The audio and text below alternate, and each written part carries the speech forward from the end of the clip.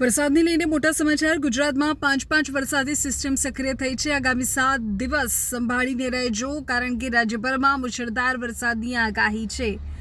અમદાવાદ તરફ આવતું deep depression નબળું પડ્યું છે। તીવ્રતામાં ઘટાડો થયો છે, પણ ભારે વરસાદનું સંકટ તો યથાવત છે। એટલું જ નહીં, આજે નર્મદા અને સુરતમાં અસામાન્ય ભારે વરસાદની શક્યતા છે। હવામાન વિભાગ દ્વારા આ ચેતવણી આપવામાં આવી છે। અમદાવાદ, ભાવનગર, બોટાદ, આણંદ, ખેડામાં તો રેડ એલર્ટની સ્થિતિ છે। ખરાબ હવામાનને લઈને દરિયામાં ભારે કરંટ છે। માછીમારોને 3 દિવસ દરિયો ન ખેડવાની કડક સૂચના આપી દેવાઈ છે। પૂરી જાણકારી જો તમને આપું તો ગુજરાત પર હાલ એક સાથે 5 વરસાદી સિસ્ટમ સક્રિય થઈ છે। સમગ્ર રાજ્યમાં મેઘરાજા ધમાકેદાર બેટિંગ કરી રહ્યા છે। હવામાન વિભાગના તાજેતરના બુલેટિન મુજબ આગામી 7 દિવસ સુધી સમગ્ર ગુજરાતમાં ભારેથી અત્યંત ભારે વરસાદનું જોર રહેશે। 3 અલગ અલગ સિસ્ટમ એક સાથે સક્રિય હોવાથી રાજ્યના અનેક જિલ્લાઓમાં મુશળધાર વરસાદની આશંકા છે।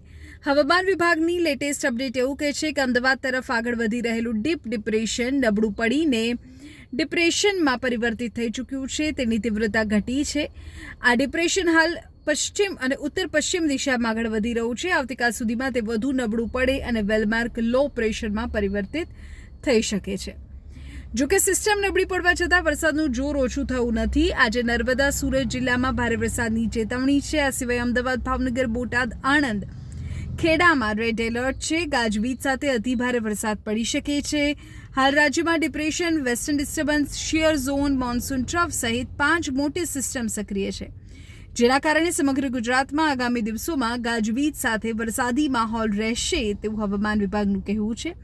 દરિયામાં પણ ઊંચા મોજા અને ભારે પવનની શક્યતાને જોતા માછીમારોને આગામી 3 દિવસ સુધી દરિયો ન ખેડવાની સ્પષ્ટ સૂચના આપી દેવામાં આવી છે। એટલે આગામી 7 દિવસ ભારે છે। 5 વરસાદી સિસ્ટમ ગુજરાતના માથે સક્રિય છે।